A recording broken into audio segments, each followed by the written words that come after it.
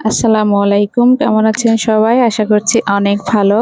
ঈদের ছুটি শুরু হয়ে গিয়েছে, বাড়ি যেতে হবে। যাওয়ার আগে একটু সব কাজকর্ম গুছিয়ে তারপরেই যেতে হবে, তাই শর্টকাটে একটু রান্নাবান্না করে নিব।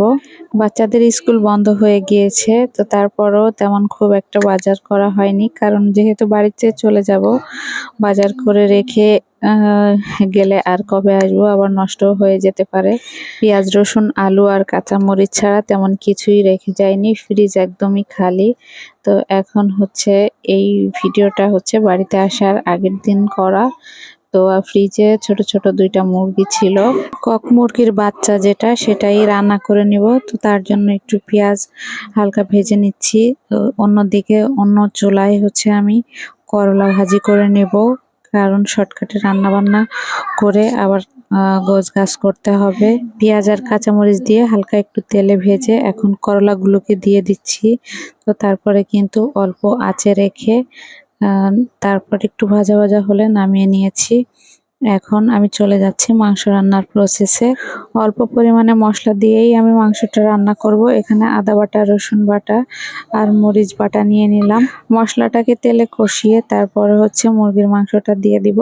তবে এই মশলাটা খুব বেশি কষাবো না, একটু মুরগির মাংসের মশলা, তারপর ধনিয়ার গুঁড়া, তারপর হলুদের গুঁড়া, সবকিছু গুঁড়া মশলা দিয়ে আর একটু তেল দিয়ে দিলাম। আর এই যে মাংসটাকে আগে থেকেই হলুদ লবণ মাখিয়ে রেখেছিলাম, সেটাই দিয়ে দিচ্ছি। যেহেতু ছোট মুরগি ছিল, এই জন্য মাংসের পিসগুলো অনেক ছোট ছোট হয়েছে, কিন্তু এই মুরগিটা খেতে কিন্তু অনেক মজা। ব্রয়লার মুরগি থেকে এই মুরগির মাংসের ঝোলটাও কিন্তু খেতে অনেক ভালো লাগে, অনেকটা দেশি মুরগির মতোই মনে হয়। মাঝে মাঝে আমাদের ওই সাইডে এরকম ছোট ছোট মুরগি নিয়ে আসে দোকানদার। দোকানে গেলে এই মুরগিগুলো কিন্তু কিনতে পাওয়া যায় না। যাই হোক, এটা রান্না করতে খুব একটা বেশি সময়ও লাগে না। আমি প্রথম দিকে জিরা ভেজে রেখেছিলাম, এই ফাঁকে আমি জিরাটাকে গুঁড়া করে নিব। তো ঢাকনাটা খুলে একটু নেড়ে চেড়ে দিলাম। তারপরে কিন্তু আমি ঝোলের জন্য একবারেই পানি দিয়ে দিব, যেহেতু এটা সিদ্ধ হতে বেশি সময় লাগবে না।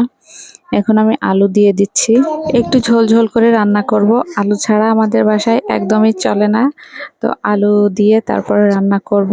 ভয়েস ওভার দেওয়ার সময় আশেপাশে ওরা খুবই কথা বলে, আমি চাইলেও একা একা ভয়েস ওভার দিতে পারি না, হুটহাট করে ঘরের ভিতরে চলে আসে। মাংসটাকে ভালো করে কষানো হয়ে গেলে এখন আমি গরম পানি অ্যাড করে দিব।